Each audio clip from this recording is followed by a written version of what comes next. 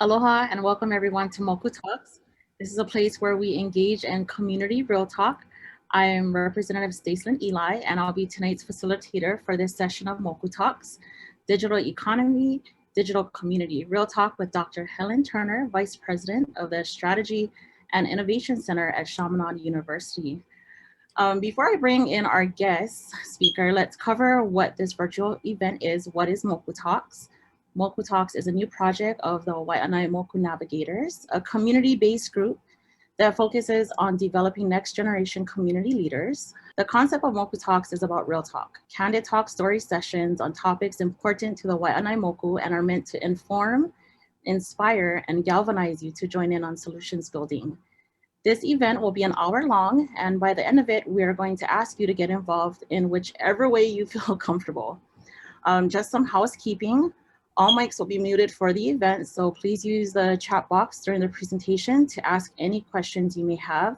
We will answer them during the real talk portion of our event with our guest speaker. If time permits, we will open mics in the last 10 minutes, so you can ask any last minute questions directly to Dr. Turner or to myself.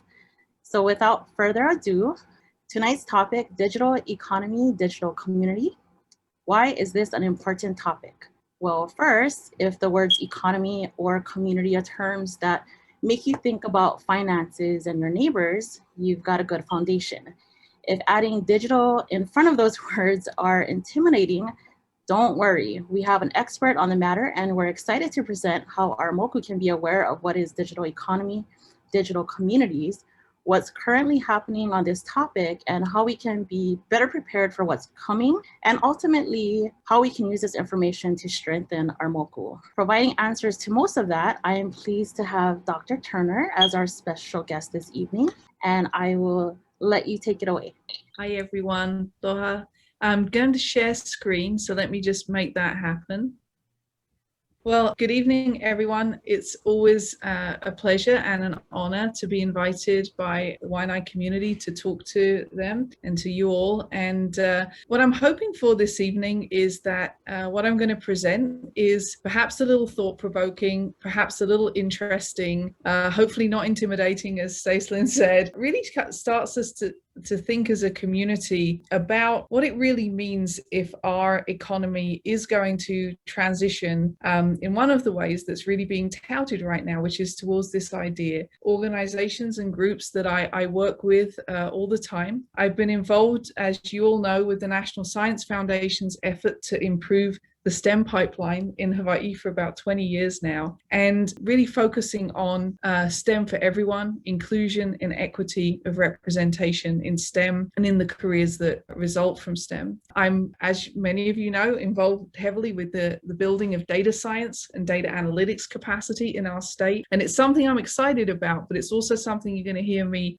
be a little daunted by as well. And in that capacity, I'm very involved with our new data science program at Chaminade University and the parallel efforts at the University of Hawaii at the Hawaii Data Science Institute. I help run a statewide program called EPSCoR. I'm not going to bore you with what it stands for, but it's a National Science Foundation that's about building capacity in Hawaii. And I also, as was mentioned, I am the Vice President for Strategy and Innovation at the wonderful University Chaminade, right up here on Kalei Pahaku. And I'm not going to move my laptop because I spent a lot of time getting it in the right position. But right now, if I look here, I have a beautiful view of Diamond Head in the sunset, and the birds are singing outside my window, and I'm reminded what a wonderful place to be Chaminade is.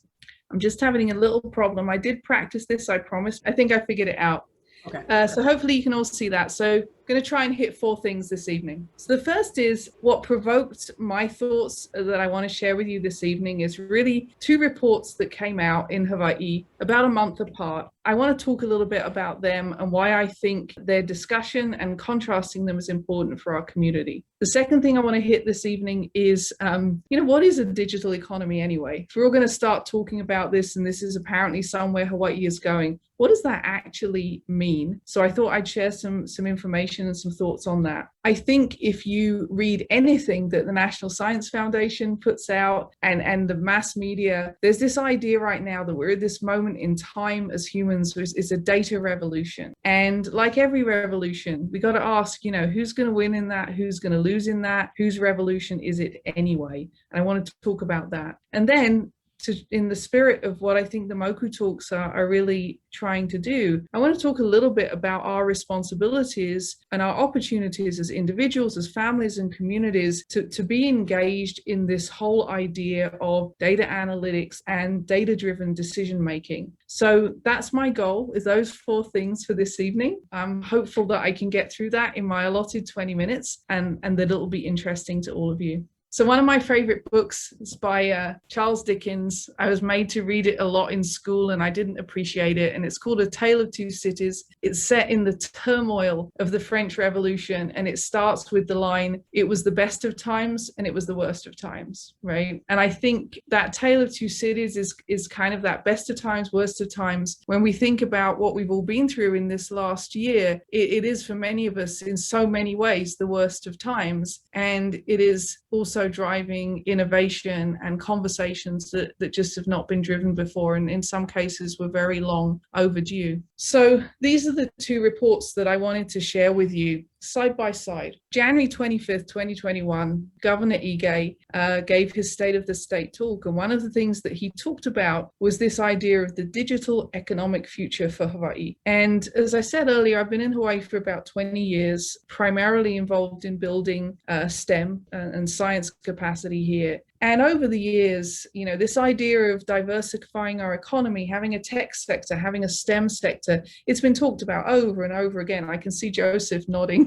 And it was going to be medical tourism. It was going to be having a pharmaceutical industry like Puerto Rico. It was going to be, fill in the gaps, right? And few of those things really came to pass. I mean, Hawaii has built an incredible STEM sector actually in, agriculture, natural resource management, ecology, those kinds of things. But this idea that our economy would move in that direction never really quite happened, right? So when I saw this idea of the digital economic future, I thought to myself, wow, that could be it. That could work. If you think about the centrality of computer science and data analytics to every economic sector there is, the fact that it doesn't require huge infrastructure builds, no one's got to build massive labs, or no one's going to have to grind up the coral reefs to discover new medicines or those kind of exploitative things, right? So I thought, maybe this is the thing, right? And there's a chance, and that I think is my optimism. The law,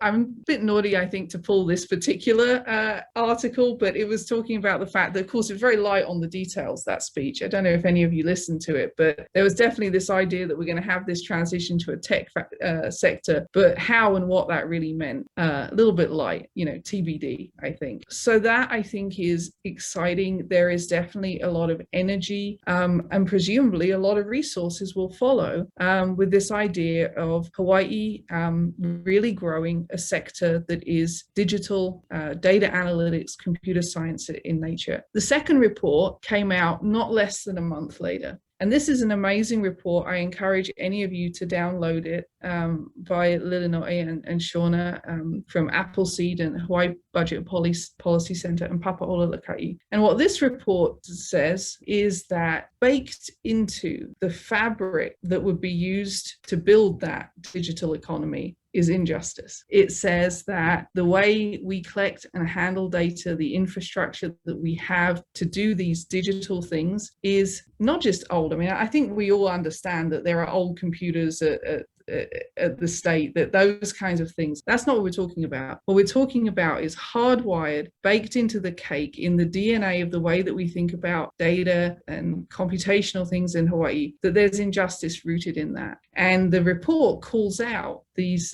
different themes of how data is aggregated, how there are data gaps, how the decision making that is really the promise of this idea of the digital economic future, that's fundamentally weakened if we don't deal with the fact that the way that we've collected and handled data as a state has been unfair, there's inequality, there's inherent bias, and that's something that we really need to think about. So when you look at those 2 reports, they're two sides of this coin. Right? If you ask the question, we have this digital economic future, whose future really is it? Is everyone going to be included? Is it going to be equitable? Is there going to be opportunity for all? Then what the promise of governor's vision is that we diversify the economy. It becomes more resilient, less reliant on these, on sectors like tourism. It's fundamentally about us keeping up. Other places, other states, other nations are further down this road than we are. So there's just a basic catching up and keeping up that we need to do. It offers the promise of tech jobs for our young people, jobs that they can remote work at so that they don't necessarily have to move to the mainland for opportunity. And it kind of also embraces this idea that tech is starting to infuse almost all jobs. And I'm going to talk about that a little bit later. Flip side of it then is that hard baked into the way that we already do what we do in Hawaii in this area is that we have injustice, inequity, inclusion, and that because of that, using data and using these computational tools to build a better Hawaii is fundamentally flawed until we deal with that side of the equation, right? And so then I was looking at these two reports and I was feeling this push and this pull, right? I'm excited by this, but I'm worried by this. And then I thought about a report that was actually written almost a year before either of these were published. And I happened to know about it because I was one of the authors of it. And so now it becomes a tale of three reports, right? And this third report is something called the Statewide Science and Technology Plan. Not a document that many people read. I'm just going to admit that right now. But it's something that we are required to have as a state by the National Science Foundation so that they can flow money to us. And every 5 years, it has a different theme. And a year ago, 2 years ago, we started talking about it. And when I say we, it's a team of scientists from around the state and community members, business leaders, so on. And every 5 years, it has to adopt a new theme. And the theme for this one is harnessing the data revolution in support of Hawaii's future. So before the digital economic announcement, before the data justice report came out, a group of people in Hawaii put this report together with the idea of thinking how this revolution in data science and data analytics that's happening everywhere, what does that mean for our state? And I think what is beautiful about this report, I mean, obviously I've got a vested interest in it, but is the fact that it's almost kind of prescient. It talks about all of these potential benefits, the economic diversification, the resilience, the new jobs, the new opportunities, but it basically says that those are hollow unless we deal with equity, fairness, and justice when we think about the power that data has in all of our lives. And this phrase, harnessing the data revolution, that comes straight out the National Science Foundation. A few years ago, they came up with 10 big ideas, these 10 ideas that were going to move the US forward. And one of them was this idea of how do we harness data revolution to create equity and create a future of work. So what this report talks about is really three ideas: that our state should try to become rich in data, not only data that is, monetizable for business purposes, makes the economy stronger, those kinds of things, supports decisions about infrastructure, but rich in the sense that, as was called out in the data justice report, that there aren't gaps about certain people and certain groups that mean that they're behind the door when the decisions are made. The second sort of call from this report is that we become data driven, right? And in a sense, not slaves to data. I think there are other ways of making decisions based around our value system, based around who we are and our beliefs, but that where there's data that can be brought to bear, as long as it's complete and it's been gathered fairly and it represents everybody in the mix, then how can we use data to make really good decisions? And that collectively then the state becomes quite empowered through its relationship with data science and so on. So as I said, very few people read this report. Like if every one of you downloaded it, it would double the readership of this report. I'm not kidding, but it has something to say, and it was almost ahead of its time when you think about what happened a year later with this idea, digital economy, data justice. So let me talk about this idea of the digital economy, because now that we're all hearing the term and none of us know what it means, I thought it might be helpful to try and take a look at that. So many places, many states, cities have built this idea of a tech sector, a digital economy. And I think what we're coming to realize is that it sort of has three sort of incarnations, right? So the first is what we might all think of, right? And this is your core digital information technology, computer science kind of sector. And those are people who build computers, program software, do IT consulting, set up the payroll in your company using digital solutions, provide telecommunications, run websites, those kinds of. And then I think the first set of definitions of a digital economy came out around the time that you started to see widespread adoption of digital services, online banking, the platforms that we all use to do things every day, the Googles, the Amazons and so on take place. And then there was this phase of what's referred to as the digitalization of the economy, right? So that, these two are fairly linked to bunch of specialist companies and individuals who do specialist things. Suddenly, though, you've got this explosion in digitalization of economic sectors that you wouldn't initially have thought would be involved in that. So suddenly every business has an e-business. E-commerce platforms become standard across, every small boutique in town, every small restaurant, right? The idea of not such a big thing in Hawaii, but the idea of, digital manufacturing, 3D printing, this sort of idea of like the next level of industry, the connection of all the Internet of Things stuff, agriculture being kind of almost redefined by the use of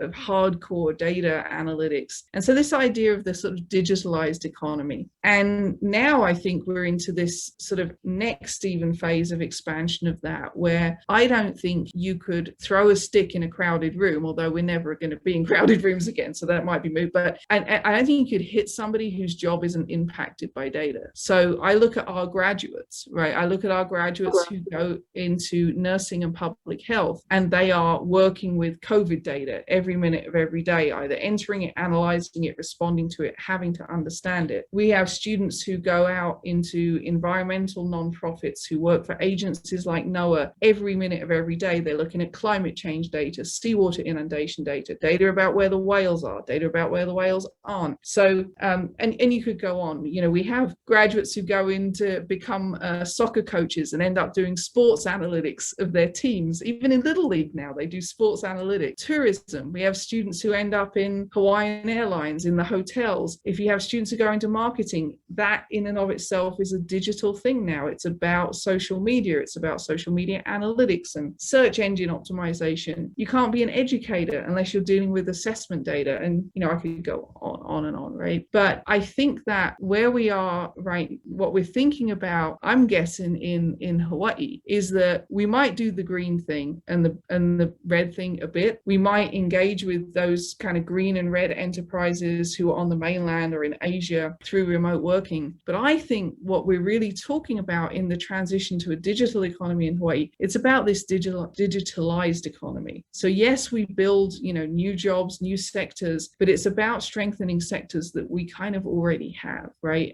Again, I don't think that you can really think about being a nonprofit, in agriculture, in environment right now without incorporating data and data analytics into the way that you do business or you fulfill your mission. So I think where we're thinking about it in Hawaii is this idea of the digitalized economy that impacts almost every sector. And that's what we need to think about in terms of, well, who's the workforce and do we want that? And how are we going to train the next generation, upskill, reskill our current workers? What does that really look like? So one of the terms that I keep using, right, you hear me, is this idea of data analytics. Why?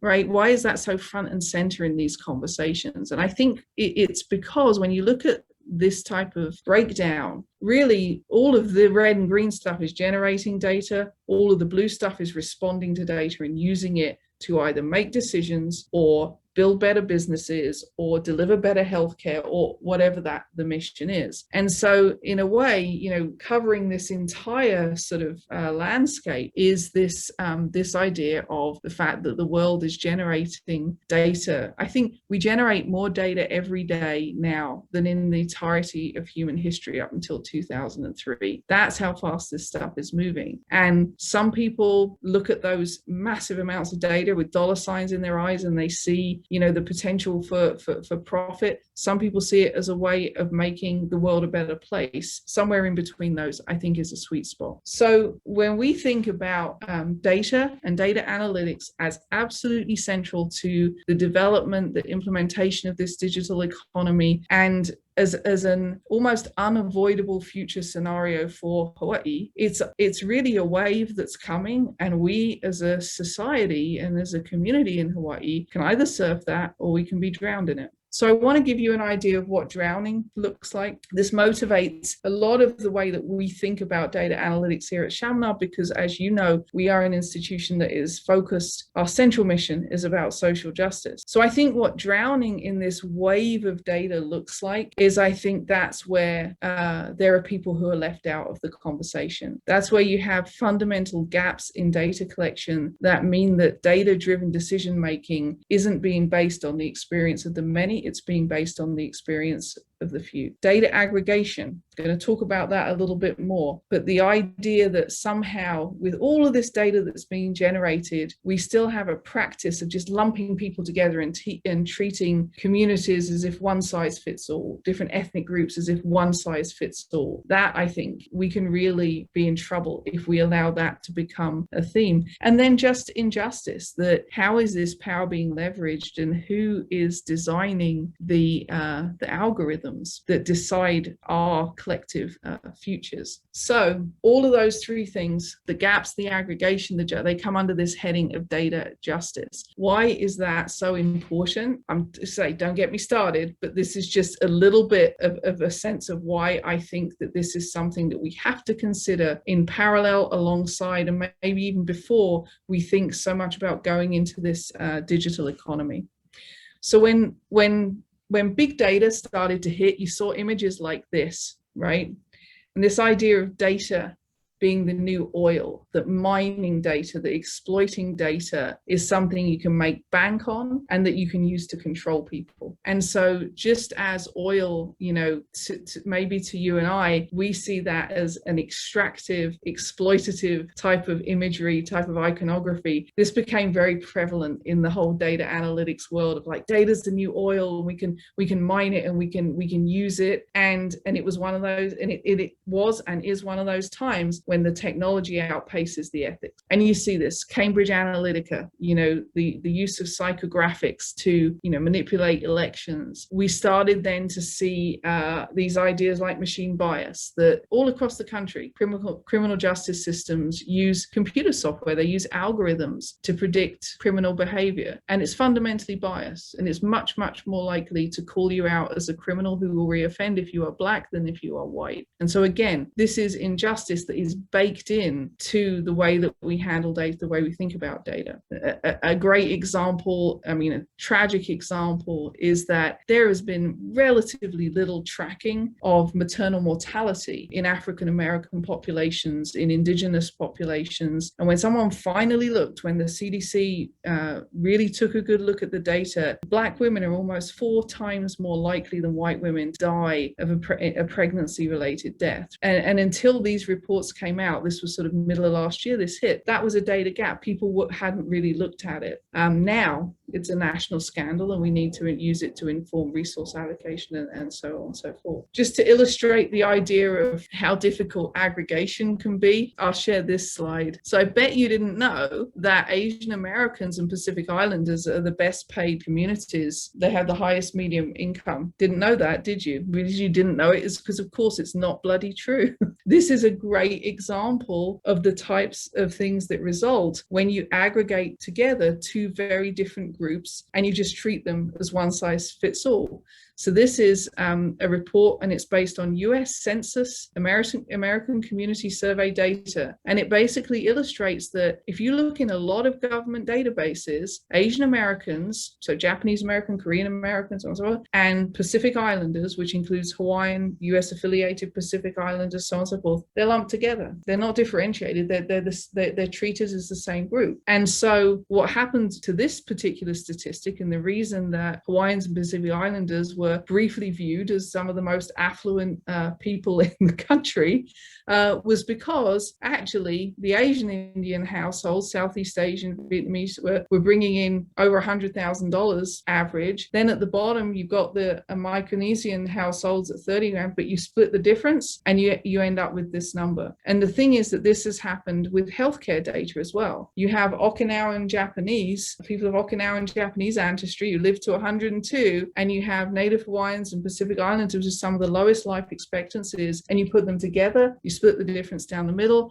and what you get is that this aggregation obscures and obfuscates the inequity that's baked into the system. So I hope those are just some examples of how data injustice has very, very real world consequences. I'll share a couple more because this stuff gets me fired up. Data gaps are really bad. They are dangerous. This is data on suicide rates. And again, Asians and Native Hawaiians and other Pacific Islanders are aggregated together. So what you know is that, 10% of these young people had serious thoughts about committing suicide. What you don't know is who to target your intervention and your resources towards to help fix that. Because what you've done is aggregated together a huge gamish of people, and you really don't know where that problem is located. This is a student who works with me. She's a data science student at Chaminade, Raina. She wants to be an ophthalmologist. She did a project with me this year, and she was looking at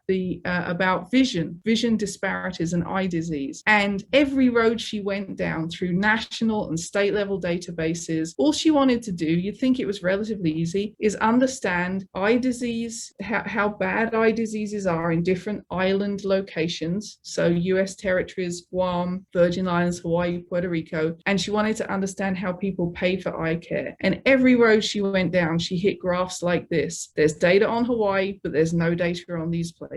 There's data on these diseases, but not here. So these data gaps, they just completely floored her. There was no way that she could really finish her project because she just ran into these gaps in the data. This is Johnny Aldan. He's from Saipan. He works with me. He's a Chaminade alum who came back to work in our data analytics team. He really wants to know how much metabolic disease, diabetes, non-alcoholic fatty liver disease there is in the Commonwealth of the Northern Mariana Islands. And there is no data on that. He has had to bootstrap from individual hospital records to get some measure, the first ever measure of the prevalence of those diseases in those communities. And it's incredible to me that that's a reality, but this is where we find ourselves. If you want to, so we talked about something that's bad, we talked about something that's dangerous. There's a practice in databases, and I'm going to use the CDC, Centers for Disease Control Data, of something called data suppression. That's actually their term, not mine. And I find it really scary. What it is the practice that in these big federal databases of health data where you're looking at birth rates, death rates, disease rates, so on and so forth, if in a given geographical unit, like a county, there were less than 10 cases of that disease, disorder, whatever, in a given unit time, they don't count it. They hide it in the statistic. And it's called data suppression. Again, it is their term, not mine. And what that means is, and there's a lot of really interesting scholarship been done on this in the mainland, actually looking at Georgia and looking at the impact of redistricting Georgia into many counties when it used to be few counties, and how that actually artificially lowered disease measurements. Because suddenly, if you've got something relatively rare, what are the chances that there's 10 people with that same disease? I mean, heart disease, cancer, yeah, those are very common, but this is a practice that deliberately and specifically disadvantages small communities and people who suffer from uncommon diseases. This is Lily Flynn. She works in my lab here at Chaminade. She's looking at birth defect on Kauai, and she is interested in looking at these coded disease indications for birth defects. It's congenital malformations, defects deformations and chromosomal abnormalities. And so the bottom line is, in Kauai, because these are rare, these are things that only affect, 1 in 1,000, one in a few people, there's never going to be 10 cases of that on Kauai. So the data is suppressed and we never get to see it unless we basically do almost like a Freedom of Information Act request to the CDC. I think that's a huge problem. I think understanding that data that we are making decisions on in healthcare, if there are few of us, the people who suffer from a particular. So what does surfing the wave look like? So I think that what surfing the wave looks like is where I get all the optimism in this. I think it's about taking data and converting it to wisdom with a healthy injection of values and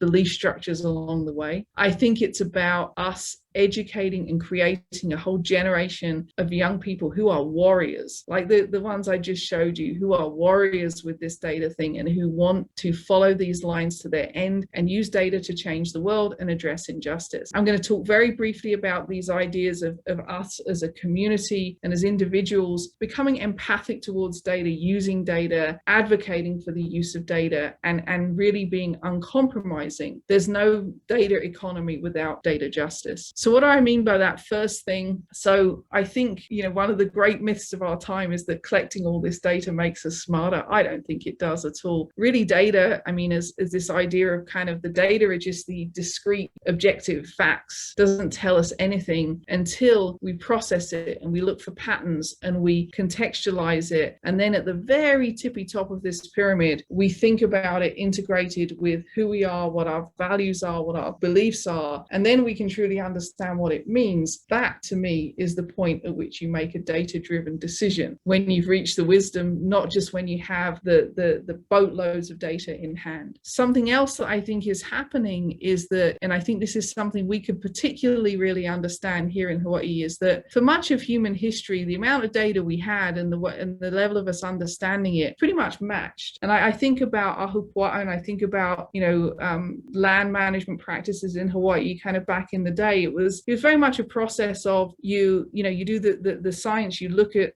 a way of changing the way you irrigate a crop or when you plant something, and a couple months later you have the data on whether that worked, and you kind of iterate and you go again, and it's a learning and understanding of very closely integrated at the same time scale and the same sort of scale of data. And what's happened to us in these last years, I think, is that now the amount of data we have has just gone off the charts, and yet our understanding of it is not really caught up. And so that's something that I think really is something here in Hawaii. If we can bring those curves back together and get back to the point we were at, where we've always been able to inquire in the world and then react to that and test ideas and then make really informed wisdom-based decisions on where to go forward, even if it means sometimes we have to put the brakes on stuff, I think that's something that we could model for the wider community. So I'm almost done with the slides. I want to just tell you a couple of other things. I think that it is critical. I'm not thinking that I'm a late adopter of a lot of technology, and I empathize with late adopters. I don't think we can say that everyone in our community has to get out there and start reading the COVID dashboards and manipulating, plotting graphs and all this kind of stuff. Not at all. But I think we do need to train people embedded in our community who can and will do that work. And there are young people in our community who are stepping up to do that work. I'm not going to talk much about her work today, but Darian, for example, she's one of our students. She's one of our Hawaiian Ho'ulu scholars. When she graduates next year, 2 of the first ever graduates with data science degrees in the state of Hawaii are going to be Native Hawaiian women. Darian is one of them. And she's been working in our program. She has been for 2 years a healthcare analytics intern at the Texas Advanced Computing Center, which is one of the world's premier, greatest computational centers. And she's been working on maternal health and mortality. And she's about to start this summer an internship that we just arranged with our friends and colleagues at the Hawaii Appleseed Center. So what Darren, she pretty much defines this idea for me of the data warrior. She's from here, she wants to change things here, and she's willing to bring any and all her education, her passion, and her smarts about community to address these problems that she sees. So this idea of data empathy, what is the prescription? What is, if we're going to build this digital economy, this this data economy. What do we need to do on the community side to parallel that to empower it and to make it done right? I think there's a lot of interesting things out there. The term data literacy used to be a really big term. I don't like it because I think it's really patronizing. I don't think you can expect everybody in the community to become all about the data. But I think asking ourselves as individuals, as families and communities to become empathic with data, to respect it, but to know its pitfalls and to understand that it isn't perfect. There are lots of resources in other places. We're running for the Pacific Island communities right now, a whole series of these what we call data camps that are online kind of data literacy modules that anybody can take, any starting point. We mainly use them for undergraduates, but they could be used by anybody. There are communities that have these kind of community data nights, a bit like the Moku talks, right? Bringing people together and just looking at data and in a curated, facilitated way, having a conversation about what it means. There are ways of assessing and trying to grow our data capability. A lot of places now are doing community data platforms, and Joe, I know your work with Ryland for the Y&I dashboard, potentially an amazing example of that. And at the individual level, it's that commitment of, are we willing to use data to help us decide, whether to get vaccinated, whether we really should buy an electric car, whether we care about seawater inundation, and so on, right? So it's an individual, it's a family, it's a community level commitment, but there are tools out there to help us do this that have been developed in other places and that we customize for here. So the final part is, I think, even if we don't do any of that, the commitment for us as individuals, as family and community, to advocate for data justice, that we advocate against the gaps, the aggregation, the suppression. I didn't even talk about data sovereignty today. Who owns your data? Very interesting question. So I think, the key to this future, if nothing else, is in this idea that we take on a role as advocating for the people in our community who are willing to be the warriors, who do have the empathy for data, who understand the pitfalls and the potential injustices. And so, I just wanted to tell you a little bit about what my community, the education community, is doing about this. You may not have seen it, but there has been a huge collective effort. At Chaminade, we're focusing on data science for community impact. We think that in this day and age, our mission, a Catholic social mission, really can't be fulfilled unless we embrace data analytics and try and train people to use that power for good. Then you have West Oahu. They've built this incredible resource, which is more like a jobs of the future, creative media, using data, supporting the digital economy. And then there's a whole group of organizations like Kamehameha Schools who are helping us propagate this idea, again, not of data literacy, data advocacy, data empathy across a broad audience. The University of Hawaii, they have immense intellectual muscle. They have some of the best data science researchers in the world up at that campus in Manoa, and they are really doing amazing things to train people with PhDs, graduate students in this area, and really thinking about that kind of high level data analytics. Over at Hilo, they've got this amazing faculty who are doing data analytics on the coral reefs and running summer programs for their students. So I feel, our education community is doing its bit. We're creating all these vehicles, and the next big step really is the synthesis between that, the people who are making the economic decisions, and how the community fits into this landscape. So I'll finish there. Thank you for listening. This is work that's all been done on the shoulders of funding by federal agencies, Kamehameha Schools, and as I said, there's a whole team of people in Hawaii who are really thinking about data and our future, and the potential, but also the paradoxes and the pitfalls. If you think you have a data warrior potentially in your family, right now at Chaminade, you can get 100% four-year tuition if you're a native Hawaiian data scholar who wants to come into our Ho'ulu program. We have, for non-Hawaiians, $40,000 a year in tuition from NSF for scholars who want to do our data science program. And on top of that, students get generous merit aid as well. So, a lot of these students can come to Chaminade for free. Not quite for free, but so please think about that if you want to help us build this next generation. So thank you so much. I'm sorry if I went over time, Aloha, but I really appreciate the opportunity to share these thoughts with you all. Oh, mahalo, Dr. Turner. Thank you. This is really great information. I don't see any questions yet in our chat. I'm sure everyone is still digesting and thinking of those great questions that they're going to ask. What I did want to share today was our signing die for the legislative session. I think it was important for me to share how data affected, my session as the district representative for District 43. So I have a very large homestead population here, a lot of beneficiaries in my district. And one of the issues that was brought up in the legislative session was a proposed casino of the Department of Hawaiian Homeland. Because of that, there was a lot of concern, especially from beneficiaries and Native Hawaiians, and how this might affect our communities, especially using, homelands for something like that. And I had requested from the Hawaii State Commission on the Status of Women to do a gender impact statement.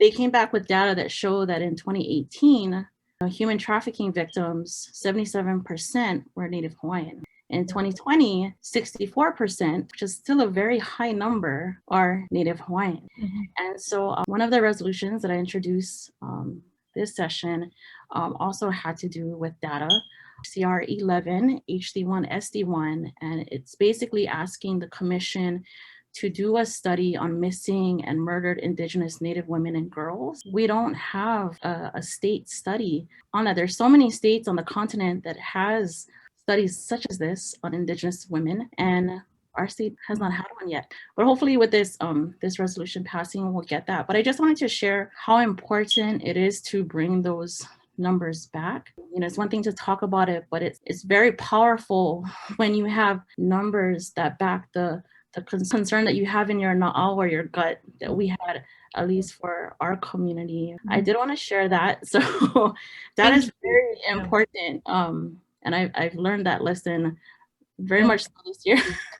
And I think what an incredible illustration. So if you think about, the Commission for the Status of Women led some of the early days arguments about disaggregation, because if you had an aggregated number of Asian American women and Hawaiian women together, it's going to come up with a completely different answer, right?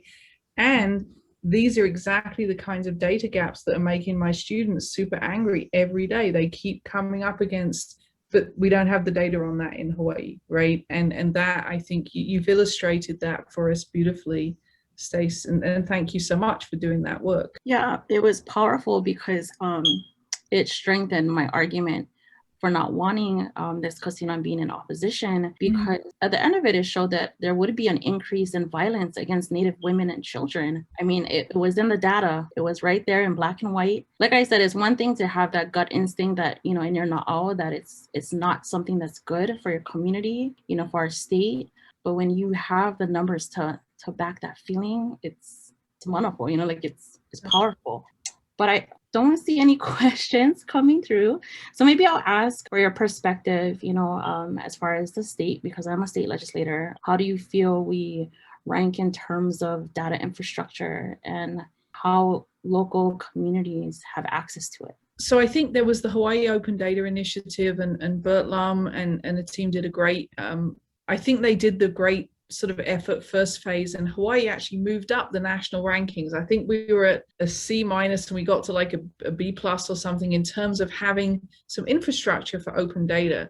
What I can tell you in practice is that you go into the Hawaii Open Data Initiative and you run into a lot of these roadblocks of data gaps, because you have these the data either were never collected or they're aggregated, and I'm not going to repeat myself on that. So I think there's work still to do, but I think Hawaii did make a commitment in the Open Data Initiative to doing something really wonderful. I just wonder how much of it is really almost like a consolation prize for the community, because you can't get at these data without really drilling down into where it comes from here. It's a bit like the COVID data. There's plenty of dashboards right now, but we all still watch Josh Green with that whiteboard making, mapping it out for us, because it needs a translator, it needs an interpreter. And I think thinking about, there's this term in the field like a data whisperer, right? that's where we need to put some resources, is figuring out how do we translate data. Yeah, I mean, plenty of people out there who can do the math, but you need the creatives, you need the people who can make beautiful visualizations and infographics, you need people who are great communicators to tell stories with data. That's not always your computer science type person, right? So so I'd like to see that. I'd like to see that resourced at the state level. Well, I do have one question in our chat from Catherine Kamada. She asked, has there ever been a cancer cluster studied around residents living in the vicinity of landfills? So in Hawaii, I think so, and I don't know. I think there's a wonderful database, and I can send you, if we can get contact information, I can send you some stuff on this. But in other places, there has definitely been studies that look at cancer, other diseases, neurological diseases, with what they call a point source, right? And a point source, it could be power lines, it could be a nuclear plant, it could be a landfill, and they basically map the relationship between the density of the cases of a disease and the density of the chemicals in the soil, in the air, in the particulate that we breathe, and so on. And that kind of environmental toxicology, we have a lot of students at Chaminade who are interested in those kind of data. So I'm sure that there are studies out there that have been done in other places, and I think it would be really interesting to look at them. Thank you. At this time, could have everyone unmute their mics and to ask questions directly. It's open mic. Yeah, Helen, maybe I can start, but I just kind of would have hoped that there would have been like 900 people on this presentation. I just think the information was just so valuable. I'm just trying to figure out where do we start in helping to make that shift. I deal with this with, say, entrepreneurial education, right? When you go into a school, you try to find ways to hit that button in a young person's mind that gets them to look at entrepreneurial, to create that entrepreneurial bent. How do you do that in young people when it comes to things like data? I mean, because I would assume that there's this natural curiosity that in a lot of young people, if you can tap into that, but I don't see the system designed for it. But I think then it's you as a parent, and I'm just going to guess a grandparent. I'm not saying you're old, Joe, but I think it is the influences in the families who say this is something that's right for our community. It's also a really well-paying job. Data scientists get like 9,500 grand right out the gate, right? So there's no question about that. But I think it's a lot to ask the young people themselves. I think it has to happen in the families, in the communities, to say this is something that we think is important. In terms of how interesting it is, I actually think sports analytics is probably a great route, actually, in terms of something that everybody can get behind and see. We got to find things that excite young people about this field. But I think that the understanding of parents and families and communities that these are lucrative jobs, they're jobs that are right here in Hawaii, right? I mean, we can't produce graduates fast enough for the banks, for the airlines, for the tourism sector, for the nonprofits, right? Then I think it's something, but it's also something that it's something of purpose, and it's something worthy to do. I think that's a piece of it, to be honest, Joe. It may not have to come from them, it might have to come from us. Helen, that was an amazing presentation. I'm so glad that we're recording it so that other people will be able to see it long after we clicked exit meeting.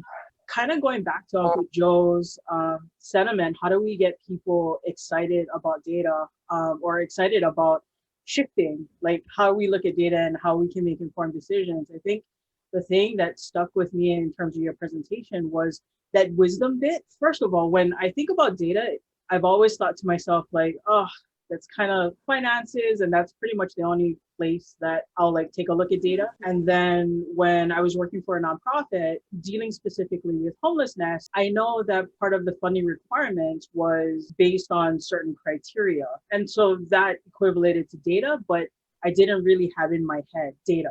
I just saw people that we were serving. Using that lens in terms of serving people, and then finally asking myself, why aren't we moving the needle on some of these variables? All of a sudden, I had that aha moment. where it was like, well, what data do I need? Because we were collecting data, but it wasn't necessarily data that was useful. We were collecting demographics, we were collecting just all of this random stuff that people told us we needed to collect, right? But as a provider, we never paid attention to that data and how to actually use that data, that's our set of values with that wisdom, right? And so finally, when I connected those two, because when I connected what we were collecting to the question on how can we serve our people better, all of a sudden it opened up that, I guess, that passionate side of like, oh my gosh, we need to clean up our data, one, but two, we need to start asking the right questions so that we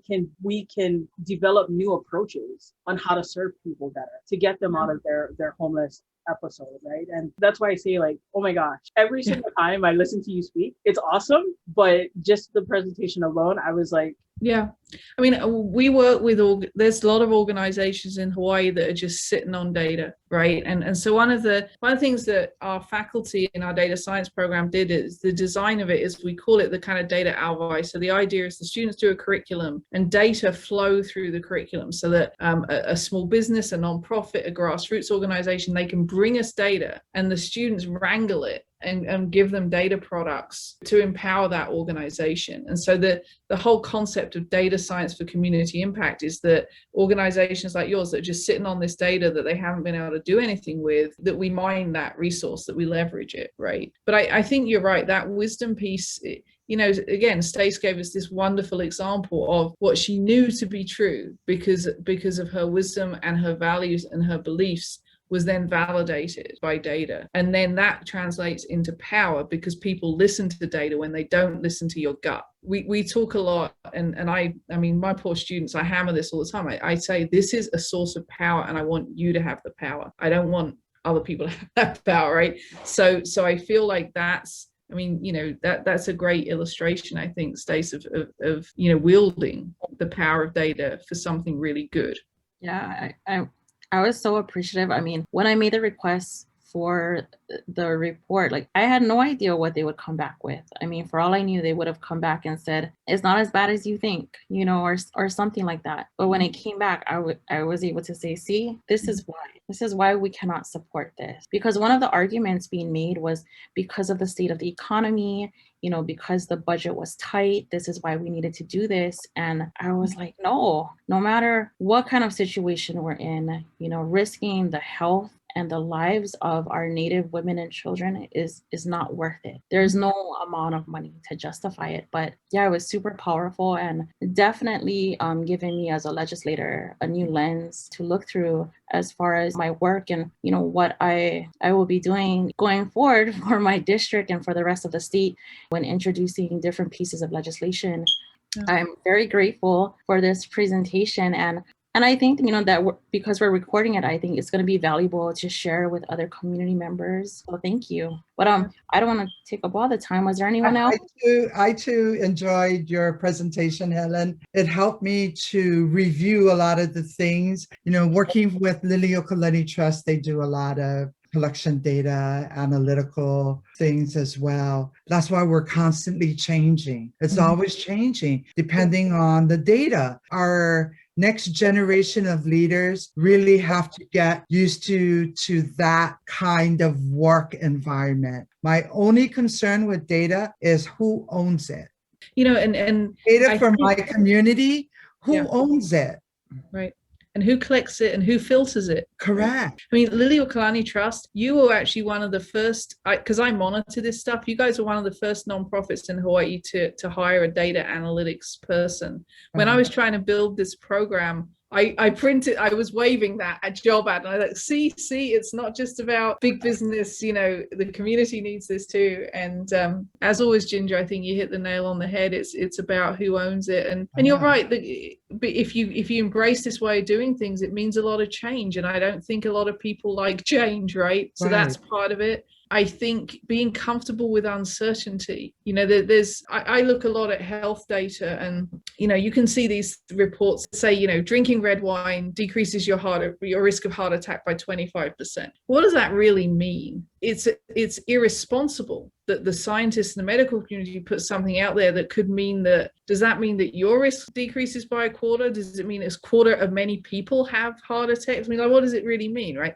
So it's irresponsible on the side of the scientists to put something out that's so ambiguous. But on the other hand, then community has to meet people in the middle and be able to apply that critical thinking to say, you know, well, do I drink the glass of red wine or not? I know I do.